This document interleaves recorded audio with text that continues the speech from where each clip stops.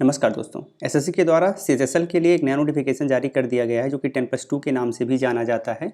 इसे आप 1 फरवरी 2022 से अप्लाई कर सकते हो और अगले 7 मार्च 2022 तक अप्लाई कर पाओगे। ठीक, इसके साथ कई बार होता है ना, फॉर्म भरते समय कई बार गलतियां हो जाती हैं, तो उस गलती को आप सुधार सकते हो 11 मार्च 2022 से 15 मार्च 2022 के बीच में। जो आपका टायर फर्स्ट का एग्ज़ाम होगा वो मई 2022 में होगा और टायर सेकेंड जो कि डिस्क्रिप्टिव पेपर होता है उसका एग्ज़ाम कब होगा अभी ये डिसाइड नहीं हुआ है। ठीक है, चलिए इसके बारे में डिटेल में जान लेते हैं। तो यहाँ पर आपको कई टाइप के पोस्ट मिल जाएंगे। जैसे सबसे पहला है लोअर डिविजनल क्लर्क, जिसे एलडीसी के नाम से जानते हैं, और इसी को जूनियर सेक्रेटरी असिस्टेंट जैसे के नाम से भी जाना जाता है। यहाँ पर लेवल 2 के हिसाब से आपको जो सैलरी यहाँ पर ऑफर की गई है वो 19,900 से लेके 63,200 है।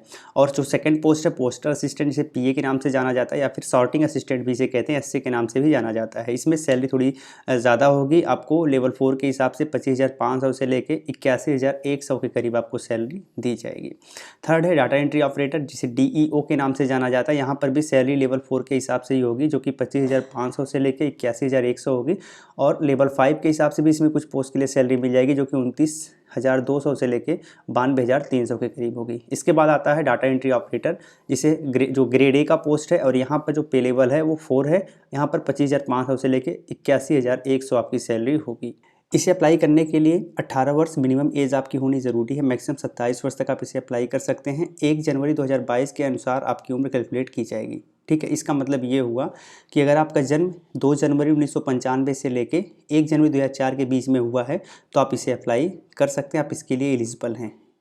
और बात आती है एज रिलैक्सेशन की, तो यहाँ पर अगर आप SC ST हैं तो 5 वर्ष एज में छूट है। OBC के लिए 3 वर्ष है, PWD के लिए 10 वर्ष है, PWD OBC के लिए 13 वर्ष है, और PWD SC ST के लिए 15 वर्ष है। अगर आप एक सर्विसमैन है तो 3 वर्ष है।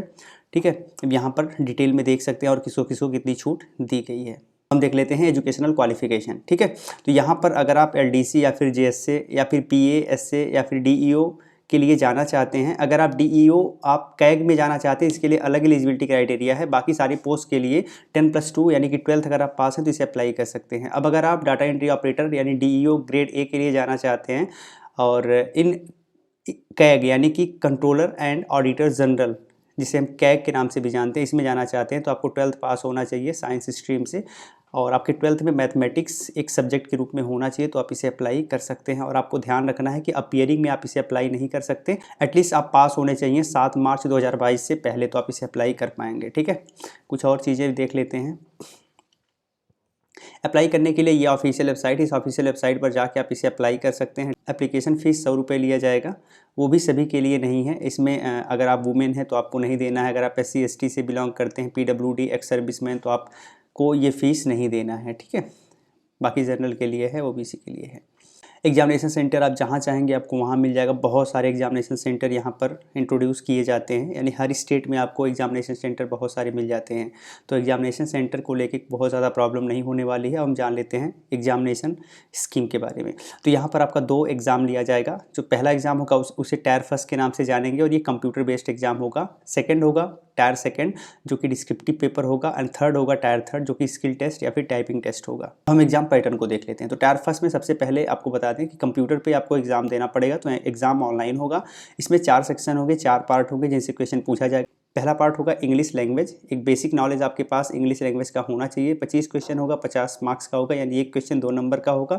सेकंड है जनरल इंटेलिजेंस, इसमें 25 क्वेश्चन 50 मार्क्स का, जिसे हम रीजनिंग के नाम से भी जानते हैं। इसके बाद है क्वांटिटेटिव एप्टीट्यूड, जिसे हम बेसिक अर्थमेटिक स्किल के नाम से जानते हैं, इसमें 25 क्वेश्चन 50 मार्क्स का होगा। और जनरल अवेयरनेस से भी 25 क्वेश्चन 50 मार्क्स का। इस हिसाब से देखा जाए तो चारों सेक्शन से इक्वल क्वेश्चन पूछे जाएंगे, 25-25 और 50-50 मार्क्स के होंगे।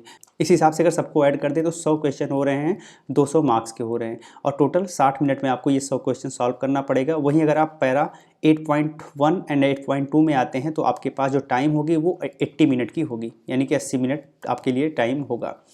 अब पहली बात, जो टायर फर्स्ट एग्ज़ाम है वो ऑब्जेक्टिव टाइप का होगा, मल्टीपल चॉइस क्वेश्चन पूछे जाएंगे, और इंग्लिश और हिंदी दोनों में होंगे। इंग्लिश हिंदी लैंग्वेज है वो सभी सेक्शन के लिए होगी, लेकिन इंग्लिश के लिए केवल इंग्लिश ही होगी।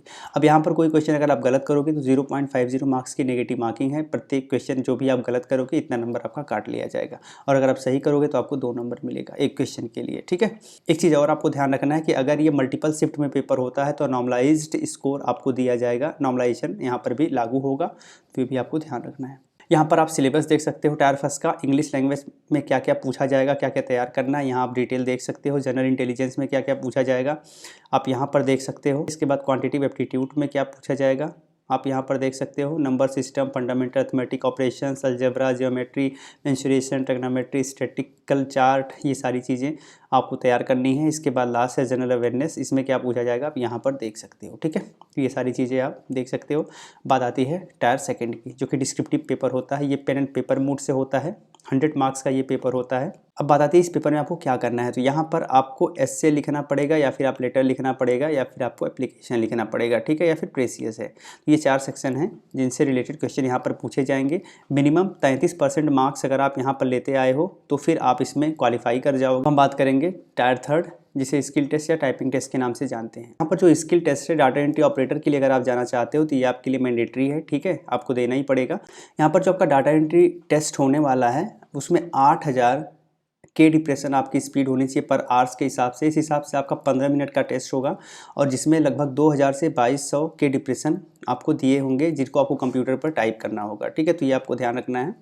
अगर आप डाटा एंट्री ऑपरेटर में ही ग्रेड ए में जाना चाहते हैं कैग में, तो आपके लिए जो स्पीड है वो 15000 यानी 15000 के डिप्रेशन होगी पर आवर्स के हिसाब से। इस हिसाब से 15 मिनट के टेस्ट में आपको 3700 से 4000 के डिप्रेशन दिया होगा, जिसे आपको कंप्लीट करना है। अगर आप पैरा 8.1, 8.2 में आते हैं, स्क्राइब श्रेणी में आते हैं, तो आपको 5 मिनट एक्स्ट्रा दिया जाएगा, 20 मिनट दिया जाएगा। अब आएगा टाइपिंग टेस्ट, जो कि एलडीसी या फिर जैसे पोस्ट के लिए और पोस्टर असिस्टेंट या सॉर्टिंग असिस्टेंट के लिए। अब इसमें आप हिंदी या फिर इंग्लिश जो माध्यम चाहें चुन सकते हैं। जब आप फॉर्म भरते हैं उसी समय आपको ये मेंशन कर देना होता है। ठीक है, यहाँ पर जो आपकी स्पीड है वो अगर आप इंग्लिश से करते हैं तो आपकी स्पीड 35 वर्ड पर मिनट है, और अगर आप हिंदी से करते हैं तो आपकी स्पीड 30 वर्ड पर मिनट के हिसाब से काउंट की जाएगी, यानी इतनी होनी चाहिए। इस हिसाब से अगर देखा जाए तो अगर आप इंग्लिश में हैं तो आपको लगभग 10500 के डिप्रेशन पर आवर्स होना चाहिए, 10500 के डिप्रेशन पर आवर्स होना चाहिए। और अगर आप हिंदी से हैं तो 9000 के डिप्रेशन पर आवर्स के हिसाब से मांगा गया है।